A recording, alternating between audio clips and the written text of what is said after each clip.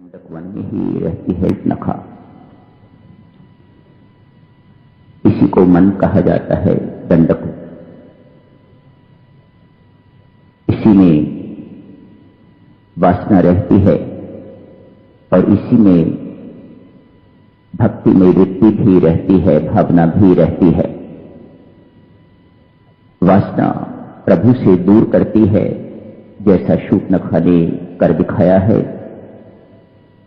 भक्तिमयी भावना परमेश्वर से जोड़ रखती है। ये दोनों वृत्तियां हम सबके मनों में भी हैं। भगवान की सुग्रीव के साथ मित्रता हो गई है। अग्नि परिक्रमा हुई, बड़ी घनिष्ठ मित्रता। भगवान ने अपनी ओर से मित्र बनाया है, पर सुग्रीव तो भक्त ही कहिएगा। मानो दो भक्त मिले हैं, एक हनुमान जी महाराज और दूसरे सुग्रीव। हनुमान जी महाराज के बारे में तो दो राय ही नहीं हो सकती, वे तो परम अनन्य भक्त हैं। उन्हें कुछ नहीं चाहिए, निष्काम भक्त हैं, निश्चल भक्त हैं, निष्कपट भक्त हैं, अनन्य भक्त हैं। सुग्रीव के विषय में थोड़ा सोचना पड़ेगा। है तो सुग्रीव भी भक्त ही, लेकिन ये ऐसा भक्त है जो भगवान के जब साथ होता है तो भक्ति की भावना बनी रहती है, और जैसे ही थोड़ा बाहर जाता है तो विषयों में रम जाता है, संसार में रम जाता है। अभी आपने देखा, जैसे ही उसको विजय प्राप्त हुई है, अपना काम उसका सध गया है, तो वह जाके महल में बैठ गया हुआ है। अभी लक्ष्मण जी महाराज गए हैं उसे याद दिलाने के लिए, कम आउट, बाहर आइएगा मेहरबानी करके, पर वह तो महल में चले गए।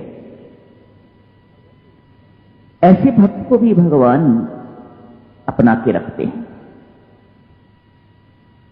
हनुमान जी को तो कुछ नहीं कहा कि तेरे साथ मेरा संबंध क्या है, तेरे साथ मैंने संबंध जोड़ लिया है, कोई शब्द नहीं कहे। हां, तो मुझे लक्ष्मण से भी दुगना प्रिय है, इतना कहा। सुग्रीव को क्या कहा है? तेरे मिलने से पहले हम 4 थे, अब 5 हैं। सुग्रीव जैसे विषयी भक्त को भगवान ने अपना भाई बना लिया। अब हम 5 हो गए, पहले 4 थे, अब 5। इसी मित्रता के बलबूते पर सुग्रीव बाली को जाके ललकारता है। तारा समझाती है, लेकिन बाली समझते नहीं। जब अपने अति प्रिय कुछ समझाएं, अपने हितकारी परम हितकारी कुछ समझाएं और बात समझ में ना आए, तो समझ लीजिएगा कोई अनिष्ट होने वाला है। बाली के साथ भी ऐसा ही हुआ। तारा की बात नहीं मानी। इससे पहले कभी नहीं कहा उसने, अब मत लड़ो सुग्रीव से, ना जाने कितनी बार लड़ाई हुई होगी इससे पहले, लेकिन आज कहा है तो इसका कोई कारण विशेष होगा जिस पर बाली ने कोई ध्यान नहीं दिया और चले गए और मर गए। राम ने मार दिया, उनको खत्म कर दिया। बाली उलाहना देता है, अभी मूर्छित पड़े हुए हैं, मरे नहीं, उलाहना देता है, प्रभु मुझे किस कारण मारा है? प्रभु राम कहते हैं, बाली तूने अपने छोटे भाई का राज्य भी हड़प कर लिया और उसकी पत्नी भी जो है वह छीन ली। बाली पूछता है, महाराज क्या यही कारण, इसी कारण से मुझे मारा है? राम कहते हैं, नहीं, और कारण भी है। वह क्या है? प्रभु कहते हैं, तूने अपनी पत्नी तारा ने जो उपदेश दिया था उस पर भी ध्यान नहीं दिया। मानो तेरे अंदर अभिमान इतनी चरम सीमा पर चला गया हुआ था,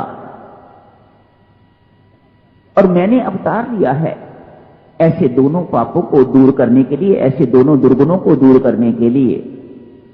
जहां भक्तजन और रामचरित्र की बात आती है, वहां यह कहा जाता है, जिसमें अभिमान आ जाता है राम उसका अभिमान नष्ट कर देते हैं, जो छोटा होता है उसकी लघुता को दूर कर देते हैं। भगवान अपने श्रीमुख से कहते हैं मेरा अवतार, मैं उनको निर्भय कर देता हूं। मेरा अवतार इन्हीं कारणों से हुआ है। जो अभिमानी व्यक्ति होता है, अपने आप को बड़ा मानने वाला होता है, उसको मैं संतुलित कर देता हूं, उसका अभिमान नष्ट कर देता हूं। और जो अपने आप को छोटा मानता है, लघु मानता है, उसकी लघुता की भावना जो है वह निकाल देता हूं और उसे भी ऊपर ले आता हूं।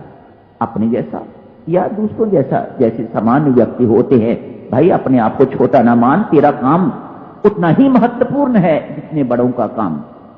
तू किसी भी प्रकार से छोटा नहीं है। वानरों